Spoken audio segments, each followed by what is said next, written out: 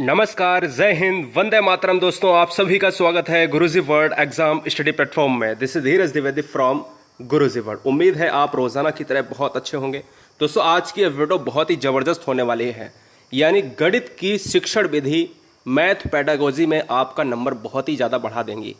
हम इस वीडियो में बात करेंगे 10 ऐसी शिक्षण विधि जहां से क्वेश्चंस आपके 100% बनते ही बनते हैं हमेशा। और ये गणित की ही बात छोड़ो, हर सब्जेक्ट में आपका जो पेडागोजी आता है उसमें आगमन, निगमन, संश्लेषण, विश्लेषण, प्रयोगशाला विधि, तो ये सारी चीजें आपको हम क्लियर कराएंगे इस छोटी सी वीडियो में। तो हमारे साथ बने रहिएगा। हर बहन, हर गृहिणी, हर भाई का सिलेक्शन मुझे चाहिए। तो भैया पहले हम बात करते हैं यहाँ पर आगमन विधि। आगमन विधि यहाँ पर कोई भी बिना किसी ब्रेक के इस वीडियो को हम अच्छी तरीके से लय में लाते हैं। और याद रखना है, हर एक एक पॉइंट आपको जो नोट करने वाला हूं मैं वो बता दूंगा। केवल 4 पॉइंट आपको हर विधि से नोट कर लेने हैं, ठीक है ना साहब? तो याद रखिएगा। अब देखो, हर काम को अच्छी तरीके से करना है, वीडियो को अच्छी तरीके से वॉच करना है, अधूरा ज्ञान आपको नहीं लेना है। आगमन विधि को इंग्लिश में हम क्या कहते हैं सर? इंडक्टिव मेथड कहते हैं। आगमन विधि इंडक्टिव मेथड होती है, निगमन विधि डिडक्टिव मेथड होती है, याद रखिएगा। अब बच्चा जानता होगा कि भाई आगमन विधि से क्वेश्चन कैसे आ सकते हैं। कहता है उदाहरण से नियम की तरफ चलती है। लेकिन अगर ना आया वो ऑप्शंस में तो फिर क्या करोगे? तो हर चीज को पूरा पढ़ना है। आगमन विधि में आपको बताता हूं, ये सब कुछ नहीं लिखना है, लेकिन समझो लिखना क्या है, यहां से आपको लिखना है। आगमन विधि क्या होता है दोस्तों? इस विधि में प्रत्यक्ष अनुभव, उदाहरण तथा प्रयोगों का अध्ययन कर नियम निकाले जाते हैं। मतलब क्या है कि आगमन विधि यह कहती है, इंडक्टिव मेथड ये आपका कहता है कि इसमें आप एग्जाम्पल पहले देते हैं और एग्जाम्पल के थ्रू आप रूल तक पहुंचते हैं, नियम तक पहुंचते हैं। तो यहीं से एक आपका क्वेश्चन बन गया कि उदाहरण से नियम की तरफ का अध्ययन किस विधि में होता है? तो वो होता है इंडक्टिव मेथड में। क्लियर हो गया ना? अब यहां पर एक और पॉइंट आती है कि आगमन विधि के जनक कौन है। तो आगमन विधि के जनक आपके कौन हो जाएंगे सर? अरस्तु का नाम आता है। अच्छी तरीके से इस चीज को आप लिख लेना। अब देखो, आगमन विधि जो है ना, हम एग्जाम्पल टू रूल की तरफ चलते हैं। जैसे अब इनमें से कुछ सूत्र आते हैं कि भाई ये बता दीजिएगा कि प्रत्यक्ष से प्रमाण की तरफ कौन सी विधि है। अब बड़ा बच्चा परेशान, उसने तो यही पढ़ा है कि भाई उदाहरण से नियम तक हम जानते हैं, यही आगमन होता है। लेकिन याद रखिएगा, प्रत्यक्ष से प्रमाण की तरफ हमें पहले एग्जाम्पल दिया जाता है और हम धीरे धीरे उसको खोजते हैं। समय जरूर लगता है इसमें ज्यादा, लेकिन धीरे धीरे खोजते खोजते वैज्ञानिक पद्धति के द्वारा हम प्रमाण की तरफ पहुंच जाते हैं कि भाई बिल्कुल रियल यही बात है कि आखिर त्रिभुज का अंतः कोणों का मान अगर हम कह दें 180 डिग्री होता है, तो हम क्या करते हैं? हम सारी विधियों के सारे कोणों को हम ये डिफाइन करते हैं कि क्या वाकई में होता है। तो हम पूरा सॉल्व करते हैं और लास्ट में देखते हैं जी हां होता है। तो हम ये कह सकते हैं कि प्रत्यक्ष से प्रमाण की तरफ जो विधि है वो दोस्तों कौन सी है? वो है इंडक्टिव मेथड, आगमन विधि। स्थूल से सूक्ष्म की ओर क्वेश्चन में यह भी आया है कि निम्नलिखित में से, अब यहां से 2 क्वेश्चन बनते हैं। पिछली बार क्वेश्चन आया था निम्नलिखित में से कौन सा आगमन विधि का उदाहरण है। तो बहुत सारे ऑप्शन दिए थे, बच्चा परेशान कि सूक्ष्म से स्थूल लगाऊं या स्थूल से सूक्ष्म लगाऊं। तो यार स्थूल से सूक्ष्म की ओर जो है ना, यह आपका जाता है ना आगमन विधि में, इंडक्टिव मेथड में। पहले हम बड़े आयाम को देखते हैं एग्जाम्पल के रूप में, और हम उसकी छोटी छोटी बातों को लास्ट तक हम सीख लेते हैं। तो वो हम कहते हैं स्थूल से सूक्ष्म। अब बात आती है विशिष्ट से सामान्य की तरफ लगाऊं या सामान्य से विशिष्ट की तरफ लगाऊं। जब भी आपसे पूछे आगमन विधि हमेशा गाइस विशिष्ट से सामान्य की तरफ चलती है। तो अगर क्वेश्चन में आए निम्नलिखित में से कौन सा आगमन विधि का सूत्र है, नियम है, उदाहरण से हम नियम की तरफ चलते हैं लेकिन विशिष्ट से सामान्य की तरफ चलते हैं, स्थूल से सूक्ष्म की तरफ चलते हैं, प्रत्यक्ष से प्रमाण की तरफ चलते हैं। ये 3 चीजें आपको याद रखनी है। नीचे आपको मैंने ऊपर तो बता ही दिया है, लेकिन नीचे आपको और लिख लेना है 1 नंबर बढ़ाकर, उदाहरण से नियम की तरफ, रूल की तरफ। ठीक है, ये भी बढ़ा लेना है, अपने आप से बढ़ा जरूर लेना है। अब हम बात करते हैं चरण में आपको 3 चीजें और समझाऊंगा जिससे आपका आगमन विधि पूरा क्लियर हो जाएगा। चरण और इसके क्या गुण हैं, क्या दोष हैं, एक एक लाइन में समझा दूंगा। सर्वप्रथम हम एक उदाहरण प्रस्तुत करते हैं। चरण हो गया, ठीक है। उस उदाहरण का निरीक्षण किया जाता है कि भाई सही है या नहीं है, ठीक है। और उदाहरण के आधार पर एक नियम बनाया जाता है जिसे सामान्यीकरण कहते हैं। भाई सिंपल सी बात है कि उदाहरण से हम चल रहे हैं कहां सर, नियम की तरफ चल रहे हैं, तो ये विधि कौन सी होगी सर, आगमन विधि होगी। यह विधि कौन सी होगी सर, इंडक्टिव मेथड होगा। कंफर्म हो गया, चलूं आगे। तो इंपॉर्टेंट पॉइंट क्या है, लिखने की बात नहीं, उदाहरण से क्या है सर, नियम की तरफ हम चल रहे हैं, ये चरण होते हैं। अब ये पॉइंट आता है, यहीं से क्वेश्चन बनता है। 2 लाइन इसमें देखेंगे, गुण क्या है दोस्तों। अगर क्वेश्चन में आता है कि निम्नलिखित में से कौन सी, क्वेश्चन आया है ये वेरी वेरी मोस्ट इंपॉर्टेंट, लिखिएगा इसको, निम्नलिखित में से कौन सी वैज्ञानिक विधि है। तो आगमन विधि यानी इंडक्टिव मेथड जो है वो आपकी एक वैज्ञानिक विधि है। कैसे, जिससे बालकों में नवीन ज्ञान को खोजने का मौका उपलब्ध कराता है। मतलब एक आपको एग्जाम्पल दे दिया और आपसे कहा गया है इससे आप सूत्र बनाओ। ओम का नियम आपको नहीं पढ़ाया, ओम का नियम लिखाया नहीं, लेकिन ओम का नियम जो पॉइंट में होता है, जो उसकी वैल्यू होती है, उसको हमने कहा कि भाई इसका सिंबल ये होता है, इसका मात्रक ये होता है, इससे आप ओम नियम यहां पर हमें सिद्ध करके दिखाओ। समझ रहे हो ना, उसको बताया नहीं कि नियम क्या होता है, लेकिन हमसे कह रहा है कि भाई उसको सिद्ध करके दिखाओ कि क्या है। तो हम किस तरफ चल रहे हैं, हम एक वैज्ञानिक विधि की तरफ चल रहे हैं, उसमें नवीन ज्ञान की खोजने का मौका उसको उपलब्ध करा रहे हैं। अब बात आती है लास्ट के 2 पॉइंट और, यह ज्ञात से अज्ञात, यहीं से क्वेश्चन आता है। यह ज्ञात से अज्ञात की तरफ चलता है, ज्ञात से अज्ञात, ध्यान दीजिएगा। अज्ञात से ज्ञात होगा तो निगमन होगा, ज्ञात से अज्ञात। क्वेश्चन में बार बार आया है कि आगमन विधि का प्रमुख गुण क्या है, ज्ञात से अज्ञात या अज्ञात से ज्ञात। तो याद रखना है, ज्ञात से अज्ञात जो हमें पता होता है, हम एग्जाम्पल आपको देते हैं और हमें यहां तक पता है, हम धीरे धीरे पहुंच जाते हैं कहां सर, हमें आगे नियम नहीं पता होता है, तुरंत हम नियम को ढूंढ लेते हैं। सरल से जटिल की तरफ हम धीमे धीमे जो चीजें पता होती हैं और हम कठिन स्तर तक बढ़ते हैं और एक नए टॉप लेवल तक हम चीजों को पता कर लेते हैं। कठिन से सरल से कठिन की ओर चलकर बालकों से मूर्त उदाहरणों से सामान्य नियम निकलवाए जाते हैं। मतलब वही उदाहरण से नियम निकलवाना, जिससे बालकों में जिज्ञासा बनी रहती है, क्योंकि उनको करने पर बल दिया जाता है। अब हम लास्ट में एक देख लेते हैं ये, और एक देख लेते हैं दोष। स्वयं से अधिगम करने के कारण अधिगम अधिक स्थायी रहता है। ये तो आप सभी को पता है, जब स्वयं से आप सीखते हो तो चीजें स्थायी रहती हैं दिमाग में, या दूसरे से सीखोगे तो आपको ज्यादा समझाने की जरूरत नहीं है। अब देखो यहां पर दोष में क्या है, दोष में 3 पॉइंट आपको हम बता रहे हैं कि भैया जब आपसे हम कहेंगे कि आप खुद करके सीखो, जब मैं एग्जाम्पल दूंगा, रूल आपको निकालना है, तो भाई समय अधिक लगेगा कम लगेगा। और अगर एक टीचर आपसे कह देगा लो भैया नियम लिखो और तुरंत उदाहरण लिखा देता है, तो उसमें समय कम लगेगा। और अगर मैं कह देता हूं, एग्जाम्पल दे देता हूं, आपसे कह देता हूं कि भैया कल इसको निकालवा के लाना घर से, या अभी निकालो बैठ के, तो समय ज्यादा लगेगा। अधिक परिश्रम और सूझ की आवश्यकता होती है, ज्यादा मेहनत लगती है, मेंटल प्रेशर ज्यादा होता है कि जिससे नियम पता नहीं गलत निकले सही निकले, है ना। तो हर विधि में आपको यहां पर समय लगता है, आगमन विधि की बात करें। और अगर हम लास्ट पॉइंट की बात करें, एक तरह से अपूर्ण विधि है, क्योंकि खोजे गए नियमों या तथ्यों की जांच के लिए निगमन विधि की जरूरत होती है। तो ये दोस्तों एक और पॉइंट लिख लेना, यह है छोटी कक्षाओं के लिए भी इंपॉर्टेंट है, छोटी कक्षाओं के लिए भी इंपॉर्टेंट है, क्योंकि पता नहीं यह विधि जो है एग्जाम्पल से रूल तक पहुंच पाती है नहीं पहुंच पाती है, और पहुंच भी जाती है तो निगमन की सहायता लेनी पड़ती है। अब बात करते हैं आगमन। पूरी तरीके से हमने इस तरीके से पढ़ा दिया है, बच्चे वीडियो बीच में नहीं स्किप करेंगे, छोड़ेंगे नहीं, याद रखिएगा। आप सभी से निवेदन ये रहेगा कि पूरा ज्ञान आपको आना चाहिए। और मैं अक्सर टेलीग्राम में, अक्सर जो है फेसबुक पेज पर मैं क्वेश्चंस पूछता रहता हूँ, जिसमें आप हमेशा आंसर गलत देते हैं कुछ बच्चे, लेकिन जिन्होंने पढ़ के रखा है वो सही भी देते हैं। आखिर वजह क्या है, जब भी हम किताब को पढ़ते हैं ना, हम उसको अधूरा छोड़ देते हैं, हम वीडियो देखते हैं हम अधूरा छोड़ते हैं। इसलिए याद रखिएगा, निगमन विधि की बात करेंगे, संश्लेषण विधि की बात करेंगे, हम विश्लेषण विधि की बात करेंगे, प्रयोगशाला विधि की बात करेंगे, प्रयोजना विधि की बात करेंगे इस पूरे वीडियो में। तो 10 विधियां हमें देखनी है, फटाफट देख लेते हैं। निगमन विधि की बात करें तो निगमन विधि बिल्कुल उल्टा होती है। निगमन विधि को इंग्लिश में कहते हैं सर डिडक्टिव मेथड। क्या कहते हैं सर? डिडक्टिव मेथड कहते हैं। इस विधि में पहले आपको रूल दिया जाता है, बाद में आपको उसी से एग्जाम्पल लिखा दिया जाता है।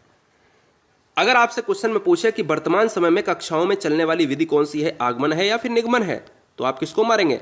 निगमन मारेंगे। याद रखिएगा, निगमन मारेंगे। इसके भी प्रमुख गुण और दोष होते हैं। इस विधि में पहले स्थापित नियम व सूत्र का प्रयोग करके अध्यापक छात्रों को समस्या का समाधान करना सिखाता है। मतलब नियम पहले और बाद में क्या करना है, सूत्र का प्रयोग, मतलब उदाहरण देना है। सूत्र का प्रयोग जो है करके आपको एग्जाम्पल लिखा देता है। जैसे आपको ऊष्मा पढ़ाया, ऊष्मा का नियम लिखा दिया और उसका उदाहरण लिखा दिया। आपको तापमान पढ़ाया, टेम्परेचर की परिभाषा लिखा दी, उसका जो है उदाहरण लिखा दिया। उसका क्या मात्रक है, क्या नहीं है, केल्विन, सेल्सियस, फ़ारेनहाइट, समझ रहे हैं।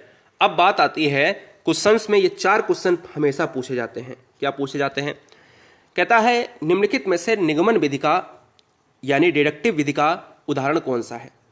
तो ये नियम से उदाहरण की ओर चलती है। मैंने आपको बताया रूल टू एग्जाम्पल की तरफ फॉलो करेगा।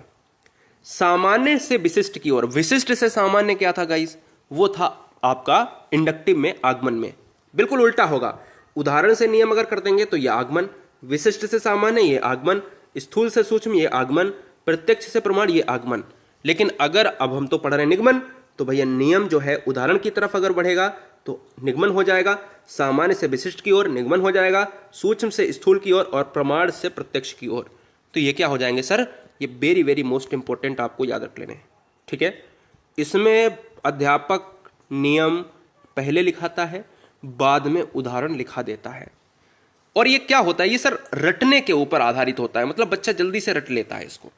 और एक और चीज है, इसमें बच्चा जो है ना क्या करता है, सीखता बहुत जल्दी है।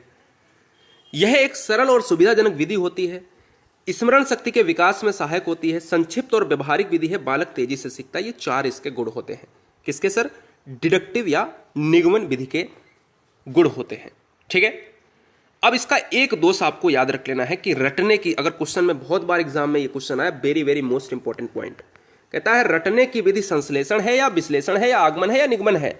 तो सबसे पहला पॉइंट जो लगता है गाइज, वो लगता है आपका निगमन विधि रटने पर आधारित होती है। क्योंकि इसमें बच्चे को आए अध्यापक कक्षा में, जल्दी से नियम लिखाया, जल्दी से उसका उदाहरण दिया और बच्चे ने क्या किया, वैसे ही उतार लिया और क्या करा, रटना स्टार्ट कर दिया। और आगमन में क्या होता है? आगमन एक वैज्ञानिक विधि होती है जो एग्जाम्पल केवल देता है, उसमें बच्चे को लिखाया नहीं जाता है। उससे कहा जाता है कि चलो या तो मैं निकाल कर दिखाता हूं, या तो बच्चे के सामने एक कंडीशन रख दी जाती है कि भाई एग्जाम्पल दे दिया है और इससे रूल तक आपको पहुंचना है। क्योंकि करके आधारित बल होती है, करके सीखने पर आधारित होती है, तो वो एक वैज्ञानिक होती है। ये रटने पर आधारित होती है। समझ गए? क्लियर हो गया? अब हम चलते हैं विश्लेषण। बहुत धीमे से समझ रहे हैं आप, समझिएगा, कोई भी क्वेश्चन गलत नहीं होना चाहिए एग्जाम में। मैं चाहता हूं कि इस वीडियो को पूरी तरीके से, पूरे दिन आपको क्लासेस मिलती हैं। ये वीडियो बहुत ही इंपॉर्टेंट है। अच्छी तरीके से मैंने हर क्वेश्चंस को टाइप किया है, हर एक एक शब्द को टाइप किया अच्छी तरीके से। अब विश्लेषण और संश्लेषण में अगर फर्क समझ गए तो क्वेश्चंस का समझ लो आधारशिला आपने धुआं कर दिया। समझ लो आधा समस्या सॉल्व हो गया। आगमन निगमन से मुझे भरोसा है कि आप कभी भी क्वेश्चन गलत नहीं करेंगे। लेकिन अब विश्लेषण आता है, संश्लेषण आता है, फर्क क्या है समझना। देखो विश्लेषण को इंग्लिश में क्या कहते हैं, दिक्कत वाली बात ये भी आती है। विश्लेषण को कहते हैं एनालिटिकल। क्या कहते हैं सर? एनालिटिकल कहते हैं, ठीक है, एनालिटिकल कहते हैं। बहुत बढ़िया। ये क्या होता है सर? ये होता है सर विश्लेषण, और संश्लेषण को हम सिंथेसिस कहते हैं। तो सुनो, अब विश्लेषण में क्या होता है, मैं आपको एग्जांपल दूंगा बहुत ही गजब का। ये एक्चुअल में विश्लेषण लगभग विधि जो है, देखो आगमन विधि जो है डायरेक्ट उल्टी होती है निगमन विधि की, और विश्लेषण विधि डायरेक्ट उल्टी होती है संश्लेषण विधि की। लेकिन विश्लेषण विधि लगभग मिलती है आगमन विधि से, और संश्लेषण विधि लगभग मिलती है निगमन विधि से। आप समझो, लेकिन उसको आपको मिलाना नहीं है, समझ लेना है। विश्लेषण में क्या होता है, किसी विधान या व्यवस्था क्रम की सूक्ष्मता से परीक्षण करने की तथा उसके मूल तत्वों को खोजने की क्रिया को विश्लेषण का नाम दिया जाता है। ये तो आपको रटना नहीं है। अब मैं आपको बताता हूं इसका मतलब क्या है। मैंने आपको एक कैलकुलेटर दे दिया, मैंने आपको एक मोबाइल दे दिया, और आपसे कहा कि इसको बताओ भैया कि ये अच्छा है या नहीं है, और मुझे इसको खरीदना है। अब देखो क्या हुआ कि भाई चलो ठीक है, उस अध्यापक ने क्या करा, या कोई बच्चा है उसको मोबाइल खरीदना है या कैलकुलेटर खरीदना है, उसने अपने दोस्त को दिया कि भैया ये बताओ अच्छा है, मैं खरीदूंगा। तो उसने क्या किया, इस मोबाइल को या इस कैलकुलेटर को देखा कि भाई ये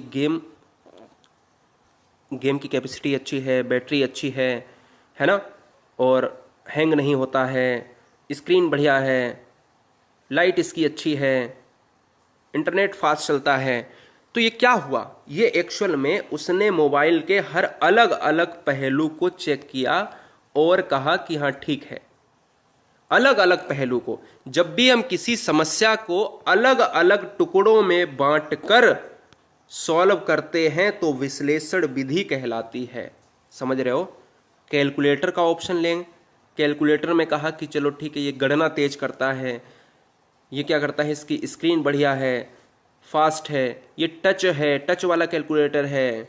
ये क्या है सर? ये मैंने उसके अलग अलग पार्ट को देखा और अध्ययन किया। अब बात आती है कि भाई क्वेश्चन कैसे आते हैं।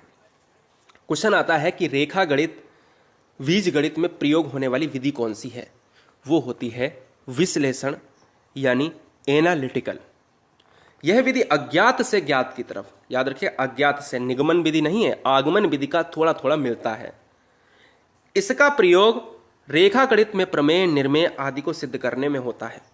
हम देखते हैं कि रेखा गणित वाले सवाल अगर क्वेश्चंस में हमेशा ये पूछा जाता है, पाइथागोरस का प्रयोग, कर्ण का वर्ग बराबर आधार प्लस लंब का वर्ग, हम यही तो करते हैं, ए स्क्वायर बराबर जो है कोई ले लेते हैं बी स्क्वायर प्लस सी स्क्वायर, यही तो करते हैं भाई।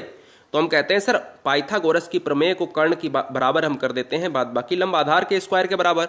तो ये सारी चीजें अगर आनी है तो आपको लगा देना है एक ही मेथड, एनालिटिकल विश्लेषण, जब भी आपसे रेखा गणित की बात करें। ठीक है। गुण क्या है सर?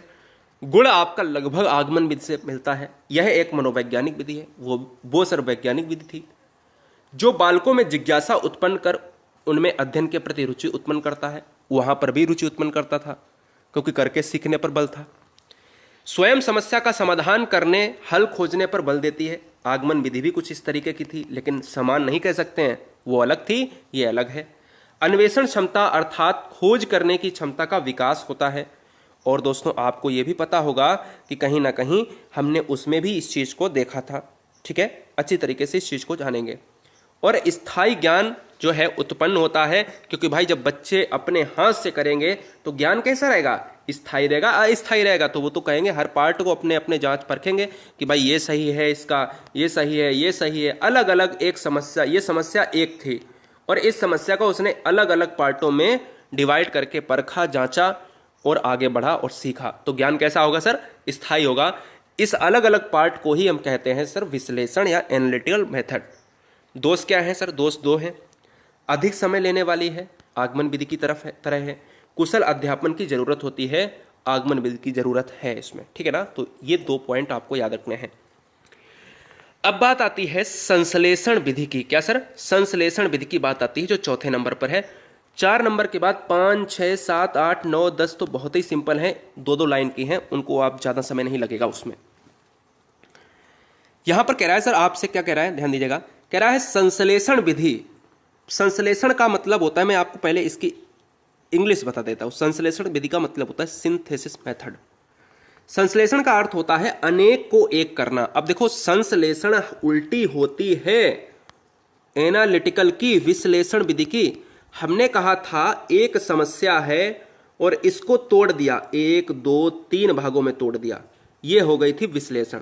एक समस्या है, मैंने कहा इसको मैं आधा करके जांचता हूं, इसको जांचता हूं, इसको जांचता हूं, मतलब टुकड़ों में डिवाइड करके समस्या को समाधान करना विश्लेषण कहलाता है।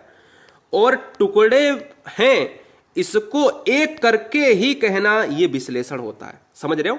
अगर आपके पास समस्या एक है, उसके टुकड़े करके उसका समस्या का समाधान करो तो वो विश्लेषण, और टुकड़ों को एक कर दो, उल्टा कर दो, तो वो संश्लेषण यानी सिंथेसिस। समझ में आ गया होगा? अब समझाने की जरूरत नहीं, कोई परिभाषा याद करने की जरूरत नहीं। संश्लेषण का अर्थ होता है अनेक को एक करना, अर्थात इस विधि में कई विधियों का उपयोग करके समस्या का समाधान करने पर बल दिया जाता है, याद करने की जरूरत नहीं है। अब जो पॉइंट है इंपॉर्टेंट, वो क्या है? हिंदी पढ़ाने में पहले वर्णमाला सिखाकर तब शब्दों का ज्ञान कराया जाता है।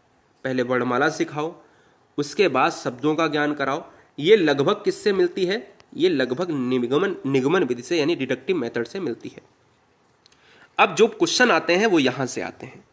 कहता है ज्ञात से अज्ञात की ओर। विश्लेषण अज्ञात से ज्ञात की तरफ चली थी, ध्यान देना। ज्ञात से अज्ञात की तरफ हम चलते हैं अर्थात ज्ञात नियमों का प्रयोग करके अज्ञात परिणाम ज्ञात किए जाते हैं। उदाहरण, एक वृत्त की त्रिज्या 9 सेंटीमीटर है तो वृत्त का क्षेत्रफल क्या होगा। हमें त्रिज्या पता थी और क्षेत्रफल नहीं पता है, तो अब हम आगे लगाएंगे सूत्र।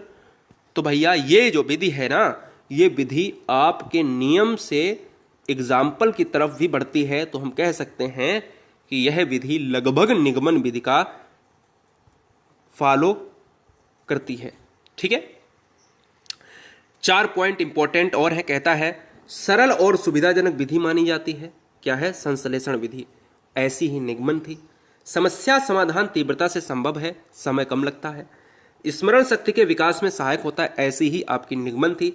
ज्यादातर गणितीय समस्याओं का समाधान इसी विधि से किया जाता है, क्योंकि भैया समाधान समस्या के लिए अध्यापक आपको board, white board, black board पर सारी समस्याओं को आपके सामने लिख देता है।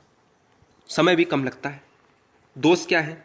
दोष आपको एक याद कर लेना है, रटने की प्रवृत्ति पर जोर देती है, जिससे अन्वेषण क्षमता के विकास का मौका नहीं उपलब्ध हो सकता। मैंने आपसे पहले कहा है कि निगमन विधि में यही तो था, वही आपको लगाना है संश्लेषण में। तो आपने क्या इस 4 मैंने जो ऊपर पढ़ाई हैं, निगमन लगभग समान है संश्लेषण के, लेकिन एक नहीं है, एक सी नहीं है, कह नहीं सकते बिल्कुल समान है, लगभग समान है। और विश्लेषण लगभग समान है आगमन विधि के, और निगमन विधि बिल्कुल उल्टी है आगमन विधि के, संश्लेषण बिल्कुल उल्टा है विश्लेषण विधि के। यह भी याद रखना। अब बात आती है प्रयोगशाला विधि, जो केवल एक ही लाइन की आपको रखना है। प्रयोगशाला विधि में क्या होता है, आपको नाम से ही पता चल रहा होगा। प्रयोगशाला विधि की अगर हम बात करें ना, तो यहां पर दोस्तों आपको बताते हैं कि इस विधि का प्रयोग हमें केवल प्रयोगशाला की जरूरत होती है। जैसे हम कोई भी टेस्टिंग करते हैं, जैसे हम समस्याओं को यांत्रिक तरीके से, जब भी क्वेश्चन में आए कि यांत्रिक, इसको हमने अंडरलाइन किया तो अंडरलाइन कर लेना। जैसे प्रयोगशाला, पाइथागोरस प्रमेय को प्रयोगशाला में सिद्ध करना, इसके लिए हमें एक लैब की जरूरत होती है, या फिर हम कह सकते हैं स्कूल के एक कमरे की, जिसमें हम प्रयोग टेस्टिंग वगैरह करते हैं। तो हम यांत्रिक तरीकों से किसी समस्या की तह तक पहुंचते हैं, तो हम कहते हैं करके सीखने पर जो बल होती है वो प्रयोगशाला विधि आधारित होती है। गुण क्या है भाई? देखो, रुचिकर विधि वही होगी जो रटने पर बल नहीं देगी, जो करके सीखने पर बल देगी। स्थायी अधिगम का स्रोत होता है, ज्ञान जितना प्राप्त होता है वो स्थायी आपके दिमाग में रहता है। तर्क क्षमता, निगमन क्षमता का विकास होता है। रचनात्मक का विकास होता है, क्योंकि रचनात्मक कार्य होते हैं। सिंपल सी बात है, बच्चा अपने करके सीखता है। अब दोस्त 2-3 याद रखने। खर्चीली विधि है, क्योंकि लैब है, टेस्टिंग आप जानते हो कि ज़्यादा सबको ताम झाम की जरूरत होती है। कम संख्या वाली कक्षा के लिए उपयोग में लाई जा सकती है, जिसमें बच्चे कम होते हैं। छोटे उम्र के लिए जो बच्चे होते हैं वो उत्पन्न नहीं कर पाते, क्योंकि यार हाई टेस्टिंग की बात करता है, चीज़ें बड़े लेवल की होती हैं। ठीक है, समझ रहे ना आप।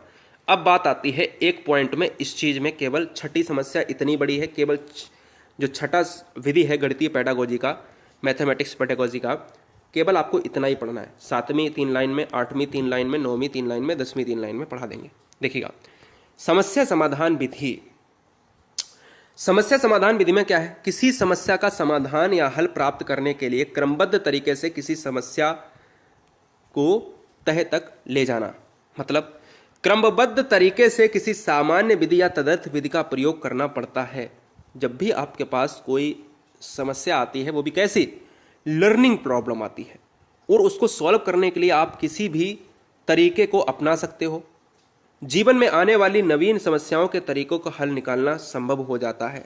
यानी अपने आप से किस तरीके को समस्या का हैंडल करते हो अपने दैनिक जीवन में क्रमबद्ध तरीके से, वो तुम्हारे ऊपर डिपेंड करेगा। उसी को हम कह देते हैं समस्या समाधान विधि, लर्निंग वाइज सॉल्विंग प्रॉब्लम। समस्या समाधान अधिगम के अंतर्गत जो आप विधि का प्रयोग करते हो वो होती है समस्या। कोई भी समस्या आ सकती है, लाइफ से, टीचिंग से, कैरियर से, कुछ भी आ सकती है। ठीक है, अब बात करते हैं प्रयोजन विधि के। पहली तो जनक पूछ लेता है कि भाई कौन है, किलपैट्रिक का नाम आ जाता है। अगर हम सर बात करें यहाँ पर प्रयोजन विधि, इस विधि में किसी भी समस्या के समाधान के लिए छात्र स्वयं किसी भी समस्या का समाधान अपनी स्वाभाविक तर्क शक्ति के द्वारा जानकारी प्राप्त करता है। अगर क्वेश्चन में यह है कि छात्र स्वयं किसी समस्या का समाधान करता है, वह विधि कौन है? प्रयोजन है। जनक कौन है? सर किलपैट्रिक हैं, तथा उसने अपने व्यवहार में परिवर्तन करके समस्या का हल खोजता है। भाई जब प्रयोजन विधि आपके सिलेबस में है तो क्वेश्चन आना तो भैया बिल्कुल बनता है ना। तो याद रखना, या तो जनक पूछेगा या तो कहेगा कि कौन सी समस्या है जिसमें स्वयं बच्चा जो है समस्या का समाधान करता है, और कैसे सर, तर्क शक्ति के द्वारा। इंपॉर्टेंट है, याद रखिएगा। इस विधि में समस्या को हल खोजने के लिए प्रयोजनपूर्ण कार्य किए जाते हैं। जैसे अगर हम आपसे बात करें कि कोई समस्या है, कह सकता है कि भाई इसको अगर ऐसे किया जाए, तर्कपूर्ण जो सिस्टम होता है कि ऐसे किया जाए तो क्या होगा, ऐसे किया जाए तो क्या होगा, ये सर क्या होता है सर, तर्कपूर्ण से रिलेट करता है। अब हम बात करेंगे 8वीं, बिल्कुल छोटी सी है, व्याख्यान विधि। यह विधि शिक्षण की सबसे प्रचलित विधि है। तो क्वेश्चन में अभी आ रहा है, इस समय वर्तमान में क्वेश्चन पूछा जाता है कि सबसे ज़्यादा प्रचलन में कौन सी विधि है वर्तमान समय में, तो यह है व्याख्यान विधि। इसमें एक कुशल अध्यापक अपने व्याख्यान द्वारा पूरी कक्षा, एक समूह उनकी समस्या के समाधान की विधि से परिचित कराता है। यानी बच्चा मूक रहता है, बच्चा चुप रहता है, और समस्या का समाधान करने के लिए बच्चे के सामने अध्यापक बोलता है। याद रखना है, अध्यापक व्याख्यान देता है और समस्या का निराकरण करता है। ये भी याद रखिएगा, व्याख्यान विधि नेगेटिव भी पॉइंट रखता है अपना, क्योंकि हर समस्या का समाधान इससे नहीं निकलता। कैसे, अब बच्चे को कोई समस्या है वो पूछ नहीं सकता, अध्यापक उसमें उस समय बोल रहा होता, व्याख्यान विधि कर रहा होता, तो ये कहीं ना कहीं शिक्षक केंद्रित के ऊपर भी जाती है, बाल केंद्रित के ऊपर नहीं जाती है। ठीक है, तो लेकिन अगर पूछा जाए सबसे ज़्यादा प्राचीन कौन, सबसे ज़्यादा जो है प्रचलित कौन सी है, वो व्याख्यान विधि है। कौन करता है इसको, शिक्षक करता है, शिक्षक के पाले में रहता है हमेशा पलड़ा भारी। बात करेंगे सेकेंड लास्ट, विचार विमर्श विधि। इस विधि में बालक व अध्यापक अपने तर्क द्वारा अपनी समस्याओं को एक दूसरे के अनुभव, दोनों आ गए इसमें। प्रयोजन विधि की बात करें तो छात्र अपनी तर्क शक्ति के द्वारा, विचार विमर्श की बात करें तो बालक और अध्यापक दोनों अपने तर्कों की समस्याओं को अनुभव और ज्ञान के आधार पर सुलझा सकते हैं। विचार विमर्श में क्या है, दोनों जो है क्या कर सकते हैं, अध्यापक और बालक समस्याओं को तर्कों के आधार पर, अनुभव ज्ञान के आधार पर सुलझाने का प्रयास करते हैं। वेरी वेरी मोस्ट इंपॉर्टेंट, याद रखिएगा। और लास्ट विधि है आपकी अंशदान विधि। क्वेश्चन में ये भी पूछ सकता है ये अंशदान विधि क्या है, तो भाई अब समझो इसको। बोधपूर्वक किए गए प्रयत्न से तथ्यों को संकलित करके आपने जो अभी तक सीखा है, क्या सीखा है अपने लाइफ में, क्या सीखा है उस मेथड के बारे में, बोधपूर्वक किए गए प्रयत्न से तथ्यों को संकलित करके सूक्ष्म ग्राही तथा विवेचक बुद्धि से उसका अवलोकन या विश्लेषण करके नए तथ्य या सिद्धांतों की खोज करना ही अनुसंधान विधि। अनुसंधान को असंधान भी कहते हैं, ठीक है ना, नहीं तो आप परेशान हो जाओ। अनुसंधान का मतलब होता है कि किसी भी चीज़ का हम अन्वेषण भी करें, अन्वेषण, खोज, ठीक है। तो यहाँ पर आप अनुसंधान लिख लेना और ब्रैकेट में अनुसंधान लिखना। तो यहाँ पर अगर हम बात करते हैं अनुसंधान या अनुसंधान, बोधपूर्वक जो हमें अभी तक प्राप्त था, जो हमें तक अभी तक पता था, उसके आधार पर हम उसकी और तह तक जाते हैं, उसके और नज़दीक जाते हैं। कह रहा है ना, साफ साफ लिखा है कि सूक्ष्मग्राही तथा विवेचक बुद्धि से अवलोकन करते हैं, छोटे छोटे टुकड़ों में धीमे धीमे जाके अंदर तक हर जानकारी को प्राप्त करते हैं। और हम विश्लेषण की बात करें, संश्लेषण की बात करें, पूरा डिफाइन आपको किया है। अन्वेषण, ह्यूरिस्टिक के जो प्रतिपादक हैं वो कौन है सर, आर्मस्ट्रॉन्ग है, याद रखिएगा। तो दोस्तों ये 10 रियल का आपको मेथड समझाया है। किसी भी भाई बहन से ये नहीं कहा है कि वीडियो को लाइक करो और चैनल को सब्सक्राइब कर लेना। आप किस स्टेट से हैं मुझे ज़रूर बताना। हर बहन, हर गृहिणी, हर भाई का सिलेक्शन चाहिए मुझे, इसलिए चैनल को सब्सक्राइब जरूर कर लेना। जिससे कोई भी दिक्कत आए, लाइफ से संबंधित, आर्थिक संबंधित, मुझे ज़रूर बताना। मैं आपका हर पल, हर जगह, हर कदम पर साथ देने को तैयार हूँ। बस मुझे एक ही अभिलाषा आपसे है, एक सिलेक्शन आपसे चाहिए। जय हिंद, वंदे मातरम, आदाब, सत श्री अकाल, जय महाकाल। सुबह 11 से लेकर रात के 11 बजे तक क्लासेस का सिलसिला थमता नहीं। वंदे मातरम।